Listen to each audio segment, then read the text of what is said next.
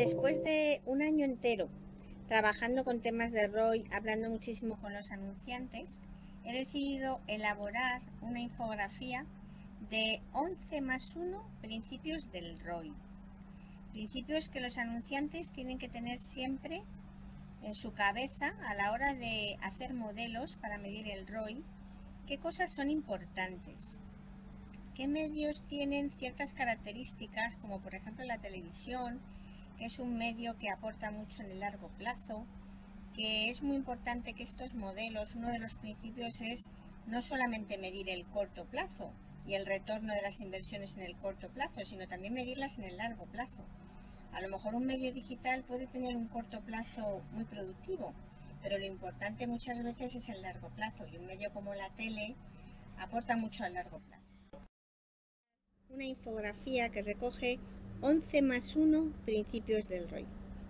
11 principios clave de cómo se tiene que medir el retorno de las inversiones, de qué cosas los anunciantes no tienen que olvidar. Por ejemplo, uno de los principios hace mención a lo importante que es medir el corto plazo del efecto publicitario. Yo hago una inversión esta semana y ¿qué noto en ventas, ¿no? ¿Dónde noto yo ese efecto? Pero también es muy importante el efecto de largo plazo de la publicidad. Hay muchos medios, como por ejemplo la televisión, que tienen un aporte importante en el largo plazo.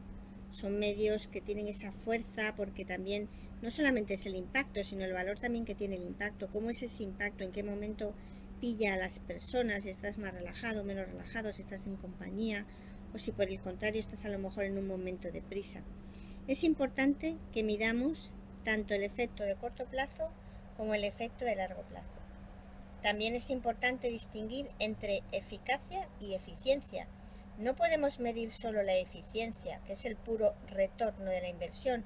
Por cada euro que invierto, ¿cuántos euros gano? Es importante, pero también es muy importante cuánto gano. Un director de marketing puede estar dispuesto a sacrificar retorno a cambio de ventas incrementales. Un medio como la tele, por ejemplo, a lo mejor no es el medio en todos los casos que tiene un mayor retorno, pero por la cobertura que sigue teniendo, sí que sigue siendo un medio con un alcance, con una eficacia muy alta. Entonces es muy importante, y es otro de los principios, que el anunciante tiene que medir y cuantificar el mix de medio tanto en función de la eficacia como en función de la eficiencia.